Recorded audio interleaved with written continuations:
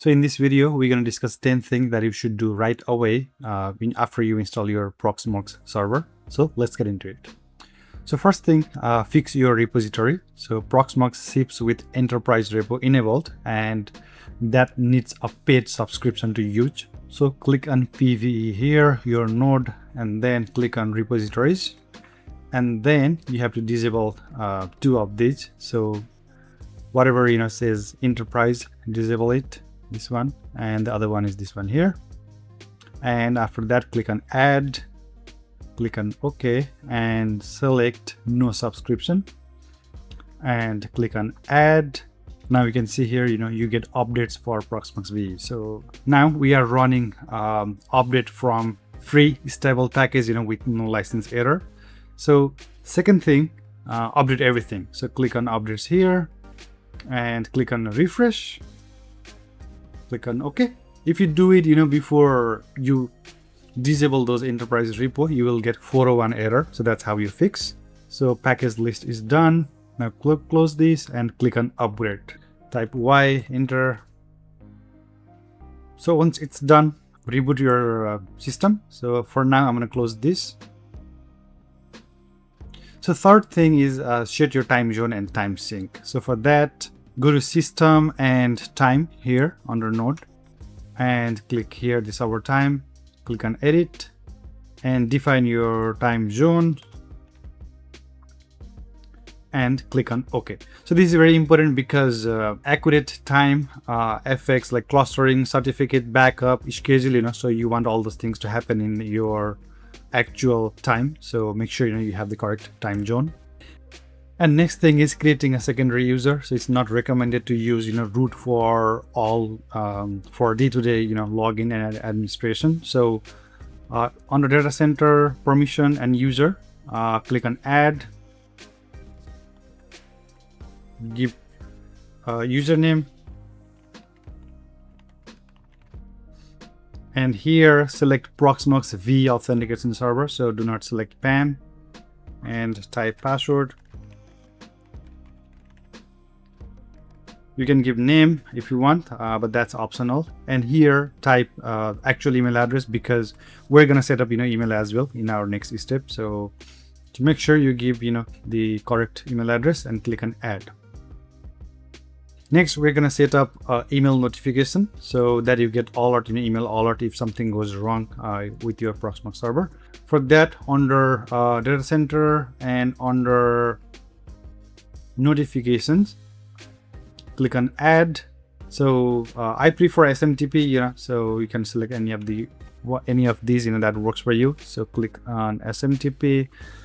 So I'm going to give it a name. I'm going to use a dummy account for this demonstration purpose. So for me, SMTP server is, so I'm going to use this temporary server so that I can show you how it works. So you can use Gmail or anything, any mail server that you want. And click on add. All right, now let's test if this email works. So select that email and click on test. Click yes. All right, email sent. Let's check. And if everything goes well, you will see email like this. So you'll get email from this Proxmox VE. So our email works. Next is storage, so just to know, where things lives. Under data center and storage, here we have two storage. So if you want to add, extra storage, just click on add. You can select the type of storage that you want.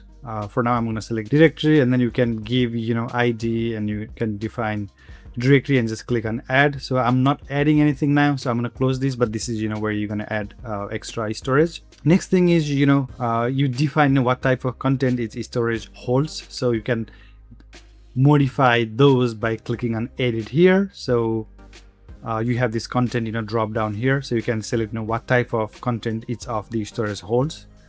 It's better to set it up early so that where the type of content is actually saved. Now next thing is the subscription next. So if you log into your Proxmox server, you will see this no valid subscription. So that's what we're going to remove, so that every time you log in, so you won't get this pop-up. So for that, I'm going to put a link in the description below for the script. So I'm going to use this GitHub link. So click on the GitHub link and copy this one here, copy, and then go to your node, click on sale and paste that here and enter. Now you can close this. After that, click on reboot. All right, after reboot, let me log out here, log in again.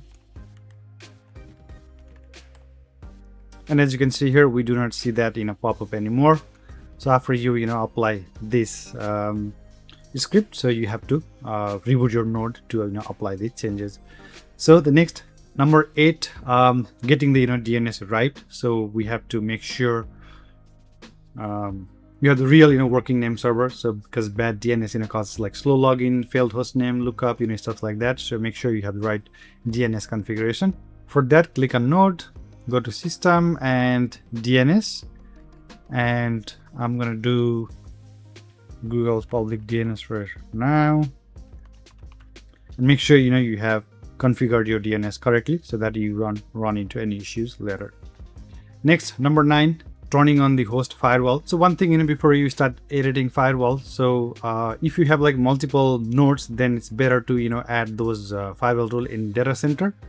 But if you have only one node, like this server here, so you can add firewall in your node. But if you plan to add like multiple nodes later, so it's better to add firewall rules under a data center.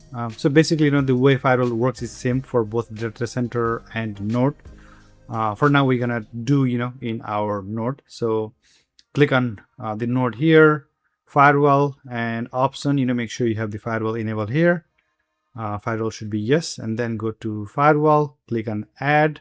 So we're gonna add 2 rules, one for the web GUI and second for SSH. The direction will be in action shift.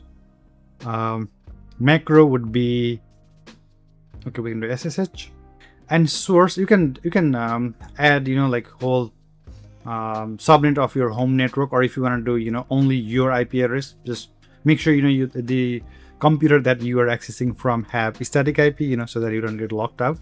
So for now, I'm gonna add whole /24 101.1.0/24 whole /24 subnet. So just in case if I try to access this from any other my home devices, I can do that.